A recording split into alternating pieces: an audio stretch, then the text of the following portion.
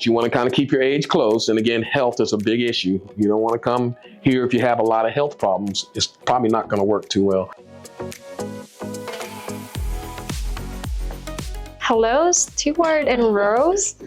So it's been several months since we sat down with you. And what are the major changes since then? Well, I finally moved here. I finally retired from United States from jobs, actually 2 jobs, the Marine Corps and from AT&T. So I no longer have to go back, get a pension, which is, they ask a lot of that here. Do you have a pension in order for me to get my residency? So I have my pension. And actually today I was supposed to go and open a bank account. That's one of the hardest things is to transfer money from the US to Filipino peso. So that's where I'm at this stage. And we did buy a house.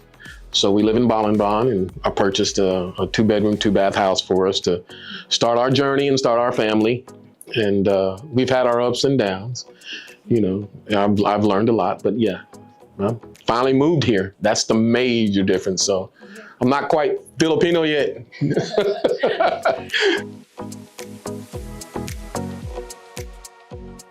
Since you've mentioned you've moved here, what was like the hardest challenges or one of the hardest challenges in terms of culture? The hardest challenges in culture. Well, the hardest challenges is my family. My family already, they miss me. Take me to the airport, sent me off, cried, you know, please don't forget us, come home. But I'm starting a family here. And as far as the Filipino culture, the main reason I moved is because they're not fake. That's one thing that keeps me here, and then just learning the culture. Lots of differences. I'm starting to learn the language.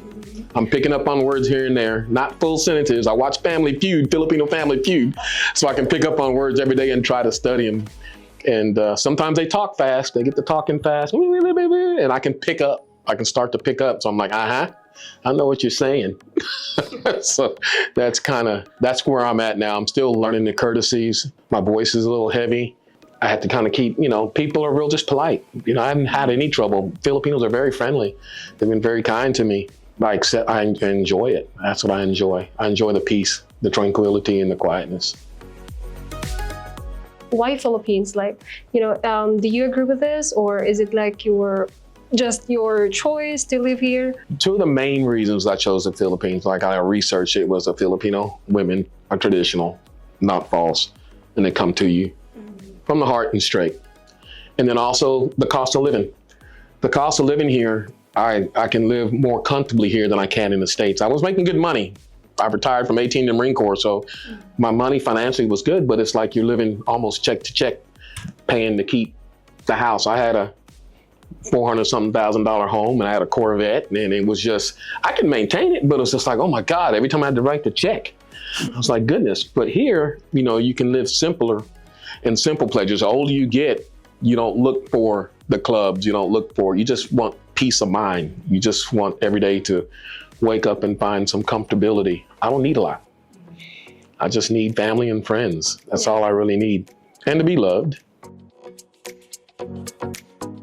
What are some of the major differences you've experienced between living in the US and living in the Philippines?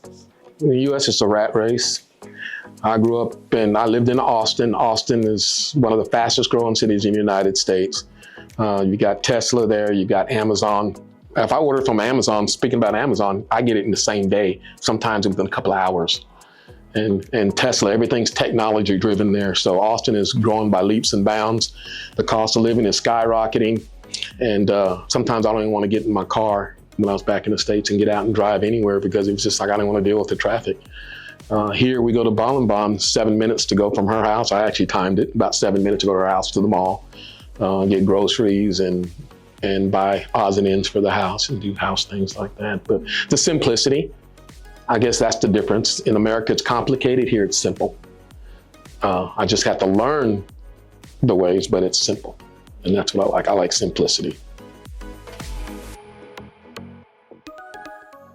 So what made you decide to move in the Philippines rather than taking Rose back to the US? Rose in the US, taking her back to the US, it would be like I said, a nightmare in a way. It's so huge, it's so big. I don't know. We're working on getting her visa so we can go back and forth. Because again, remember I told you when I first landed here, my family was just like, don't forget us, come back. So it's like I have to balance, make a balance between here and there. As long as I, go back for like maybe my grandchildren's graduation or maybe a Christmas here or there, where she can go back there. She wants to see snow. So I need to take her snow skiing. I'm sure she smiled. She's like, I want to see snow. And I'm like, yeah, you want to see it for a little while, but after a while, you don't want it. It is too cold. But yeah, she wants to go back to experience some of the American life and some of the American food. I think the reason, you were talking about why Rose back in the Philippines, she's comfortable here. This is her home. She's comfortable. I'm comfortable anywhere. I think just as long as you communicate, communication is the key. As long as you communicate back home and you communicate here, that's it. Is there anything you already miss from the US that we don't have here in the Philippines?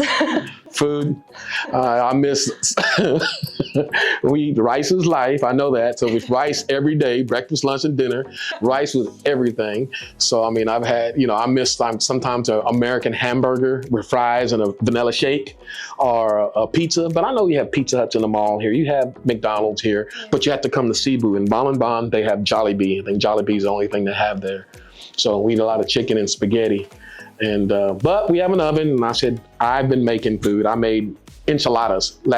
Filipinos, that's one thing I'll say. Filipinos and Hispanics are similar in so many ways when it comes to food. I made chicken enchiladas one night, and they enjoyed it. I put too much cheese on it, put too much mozzarella cheese. I've made turkey burgers. I've even made American food here, and they go, I go, I like that. Was it Lamy? Say Lamy. I'm like, good, we're good. I think that's one of the biggest things I miss is American food. And when I go to Landers or S&R here, I try to buy as much American food as I can. I try to gradually put it into the Filipino diet and then learn the Filipino seasonings. I know you use a lot of strap. They use a lot of, strap and just different seasonings. And I noticed your ketchup is sweet. It's very sweet. Our ketchup is not as sweet. A lot of your foods have a sweet base to it. You don't use mustard, you don't use mayonnaise. So in the kitchen, I'm trying to get my own little American section of spices. And then you have all your Filipino spices here. And every now and then I try to grab some American and they slap my hand and they throw a Filipino spice in. I say, no, it's gonna change the flavor. Leave it. I'm trying to make American so you can experience. But I think that's the biggest thing I miss from America is the food, the cuisine. Since you're already here in the Philippines, so have you tried any Filipino dish? They keep trying to get me to do that balut. I've tried everything. I've done everything squid. And they go, you haven't done balut yet? They look at me and go, you haven't done balut? And I said, no. I'm a Marine and I've tried everything across the world but balut. And they say, it's so good. So I'm going to try it. And I'll make sure I'll video it. Yeah. What's it like being with Rose all the time rather than just a few weeks at a time? The longer you're with somebody, you're going to have your differences. We're going to have our arguments. We're going to have, there's going to be good days and there's going to be bad days. I know relationship is perfect. It's, but we work through them for the most part. Hey, okay. We have our, I'm angry at you, I'm angry at you. But you know what? I love you too. Being with her all day, I love her. Yeah, I love this woman. Yeah, so I'd like to follow up if you guys already have planned for your wedding or any... The wedding, you can't have the same wedding the same year as her sister, from what I understand in the Filipino culture. So we have to wait. She's laughing. We have to wait until the new year to have the wedding. So right now we're focused on getting the house done, getting my paperwork so I don't have to go back, because I think I'm only here 30 days now to the 18th. I have to extend that. But today I was supposed to go and do the bank account, and then they're going to schedule appointments to get my medical and all that done, because I can only stay every 60 days or 90 days, and then I have to go back and then come back. So I'm trying to get it where I'm here permanently. So that's what we're working on now. for our new viewers, can you tell them your short story as to when and how you both meet? I met her through AFA. We got engaged February 2nd of 2023 in a beach in Bye-Bye. I know if I get that right all the time.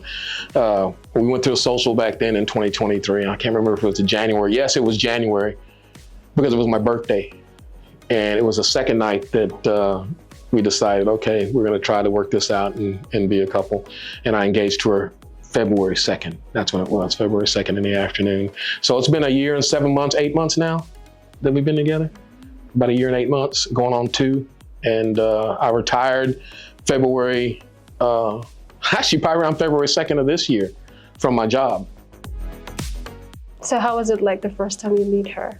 The first time I met her, it was a smile. She smiled a lot.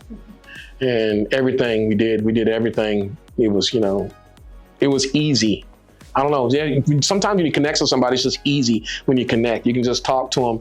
You know, you can go on several dates. I went on several dates. And, you know, some girls, and some girls are like, you know, real quiet. And Rose was like, hey. I was like, I like Rose. She was cool. And I think for minority men such as myself, for Black men, Filipino women are a little bit more accepting. They're not race oriented and they're not really age oriented. Now, Rose does say, you know, the age difference, you want to kind of keep your age close. And again, health is a big issue. You don't want to come here if you have a lot of health problems. It's probably not going to work too well. But if you have good health and you carry yourself well, and you should be fine. So this is for the last question. What would you say to the guys out there that are not only thinking about trying a tour, but actually making their life in the Philippines with their wife? The number one thing is, you can hear this on every video, is you got to come here. You can talk all day, you can video all day long, but just like I said, when you get on sites, people are fake. And a lot of times you need to actually come here in person for yourself. And you'll see testimony guys, oh, sometimes you'll get wowed. You'll be wowed when you get off the plane. You're wowed by the beauty of the Philippines, the beauty of the women, the friendliness of the people. That'll wow you. But sometimes you got to come a little bit more often and stay a while. Because when you stay a while, that's when you really learn. That's where you get to the meat of the situation here. You know, you get the meat of what it really is. And like I said, I'm learning. Every day is a learning curve for me. But as long as I have Rose, whether we have our little spats or arguments or not, as long as we work through them, we'll be fine. That's what couples do. That's how you make it. You just have to kind of try to stick to it. And there's times I've wanted to give up. There's times I'm like, oh my gosh, it's so hard. I'm not gonna lie, it's hard. But as long as, you know, you have love, as long as, I think you just got to keep doing it. You just got to keep going. You know, you're going to have your roadblocks. And that's why, you know, I'm going to be more informative and be more realistic as much as I can about the situation here. Sometimes it is very hard. But again, it's the people here that the truthfulness that comes out of them, that, and they're not fake. It's not fake, it's real. Yeah, so this is just a follow-up for that question. So what can they expect when they come here, or like? What can you expect? For the guys. For the guys, beautiful women, beautiful beaches, good food. You'll miss American food, but good food. Cost of living is low. Your money will go a long way here. You need to come. That's why I say, come here, get here, and experience for yourself. You can ask me questions all day long, but you need to come here. Get off the internet, get off the pokey, get off the video, get off that, all that stuff, and come here and see for yourself. And it's real. Travel to exciting places and meet hundreds of stunning single women. Check out our website at islandladies.com.